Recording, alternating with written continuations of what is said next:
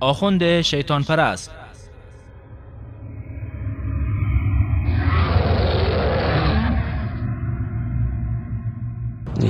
خدمت شما عرضم که ما ابلیس رو لعن میکنیم گاهی موقع، میگیم خدا لعنتت میشه تو مثلا ما رو گول زدی. بعد روایات رو داریم که سقیفه گناهشون بالاتر از ابلیسه. این چجوریه؟ عرض کنم حالا این تو شبهای قبل هم یه اشاره کردیم که اول کسی که با ابوبکر بر منبر پیغمبر بیعت کرد ابلیس بود و در واقع اونجا نشون داد که در واقع ابلیس به بیعت با سقیفه آمده، یعنی خودش کمتر از سقیفه میبینه که اومده با بیعت میکنه دیگه. و یا حتی روایاتی داریم که روز قیامت بله اصحاب سقیفه رو در یک وضعیت زنجیر کشیده‌ای شدیدتر از ابلیس میارن و اینا همه برای این است که وقتی از خود حدیث ما این سوالو بکنیم بهتره دیگه. میفهمد وقتی از ابلیس خودش تعجب میکنه، وقتی ازش میپرسه میگه که فرق من و تو اینه که خدا به مردم دستور داد که این کار رو انجام بده، من اومدم مردم رو وادار کردم که سرپیچی کنن، حرف خدا رو زمین بزنن و برخلاف حرف خدا عمل کنن. اما سقیفه و امثالو پایه های بدعت رو گذاشتن، یعنی خدا یه چیزی گفت، اینا هم یه چیزی کاری کردن که مردم حرف خدا رو عمل نکنن و حرفای اینا رو عمل کنن.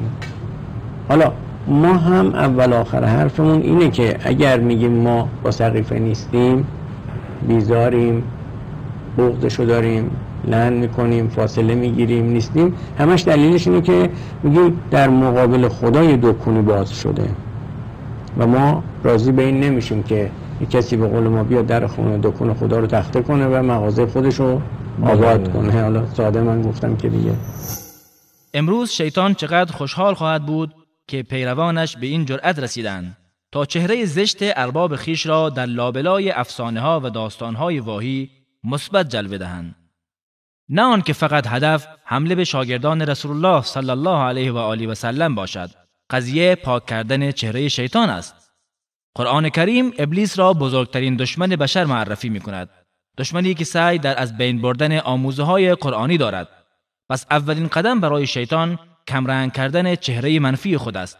از این رو در ذهن پیروان خود این گونه القا می کند که بهترین یاران پیامبر اکرم صلی الله علیه و آله و سلم از شیطان بدترند، تا هم بهترین انسانهای بعد از پیامبر را زیر سوال برد و هم نحوست خود را در اذهان انسانها کمرنگ و یا پاک نماید. الله متعال در آیات مختلفی از قرآن کریم درباره ابلیس و دشمنی تمام عیار وی با فرزندان آدم علیه السلام سخن گفته و پیامبر مسلمانان را از خطر وی برحذر داشته است.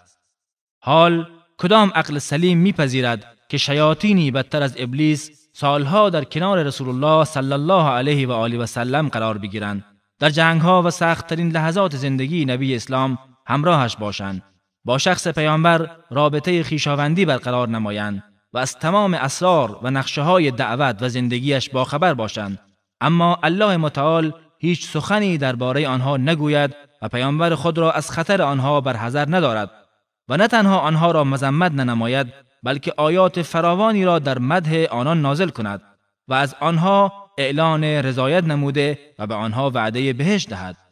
چگونه ممکن است کسانی که از ابلیس بدترند پس از وفات پیامبر اسلام و با فدا کردن جان و مال و خانواده خود اسلام را به اقصا نقاط عالم برسانند و گسترده ترین و با شکوه ترین حکومت عدل تاریخ بشر را تشکیل دهند؟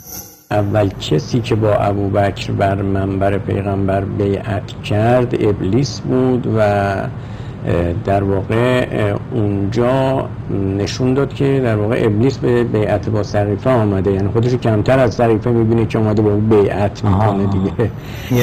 هدف این آخوان از بیان این سخن تنها زیر سوال بردن ابوبکر صدیق رضی الله عنه نیست، بلکه قصد دارد تا علی مرتضی رضی الله عنه را نیز از شیطان بدتر بداند.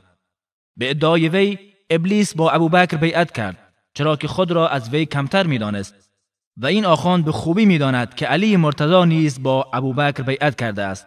پس طبق استدلال وی علی هم همکار شیطان بود، چرا که نه تنها با ابوبکر بیعت کرد بلکه 24 سال وزیر و مشاور همین افرادی بود که این آخوند آنان را از شیطان بدتر می‌داند.